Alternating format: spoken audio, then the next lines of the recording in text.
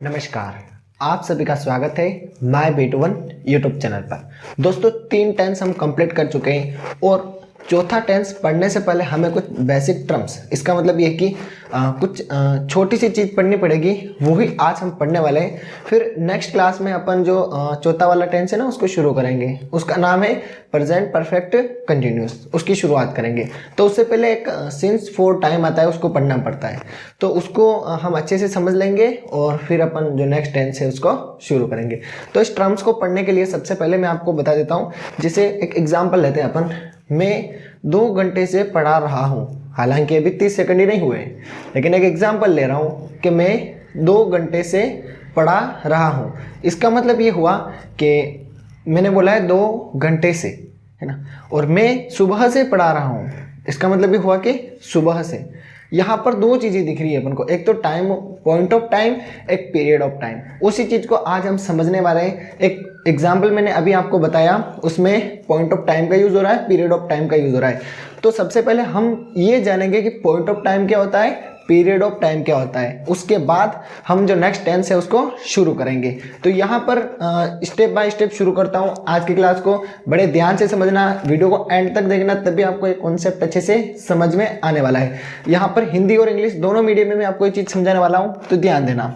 सबसे पहले हम बात करते हैं यूज ऑफ फॉर और सिंस। फॉर का यूज कहाँ पे करते हैं, सिंस का यूज कहाँ पे करते हैं, यही हम आज की क्लास में जानेंगे। सबसे पहले हम बात करते हैं फॉर की। फॉर का यूज करेंगे हम अनिश्चित अवधि के लिए। कौन सी अवधि, अनिश्चित अवधि। जैसे कोई भी आधा घंटा, कोई भी 1 घंटा, है ना, कोई भी 2 घंटे, ये किस में आता है, सारा फॉर में। ठीक है, सबसे पहले हम बात करेंगे फॉर का प्रयोग। तो फॉर का प्रयोग करते हैं अनिश्चित अवधि के लिए। इसके बाद इसको इंग्लिश में बोला जाता है पीरियड ऑफ टाइम। क्या बोला जाता है, पीरियड ऑफ टाइम।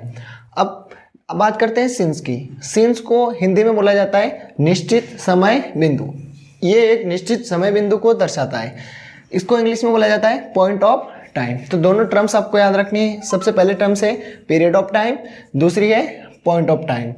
अब हम बात करते हैं पीरियड ऑफ टाइम की। पीरियड ऑफ टाइम में कौन कौन सी चीज़ें आती है, जैसे for 30 minute, for 2 hours, for 2 days, for 2 months.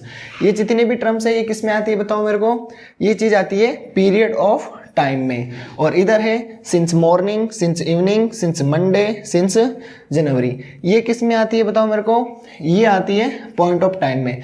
तो इस चीज़ को आप अच्छे से नोट कर ले, क्योंकि इनको नोट करके आप इस कॉन्सेप्ट को अच्छे से क्लियर कर सकते हैं। तो इस क्लास में हमने जाना कि सिंस और फॉर का यूज़ कहाँ पर किया जाता है। इसके अलावा भी आपको कोई ऐसी एक्स्ट्रा पॉइंट इसमें पता है तो आप कमेंट बॉक्स में ऐड कर सकते हैं। तो मिलते हैं किसी नेक्स्ट वीडियो में, तब तक के लिए बाय। जय हिंद, जय भारत।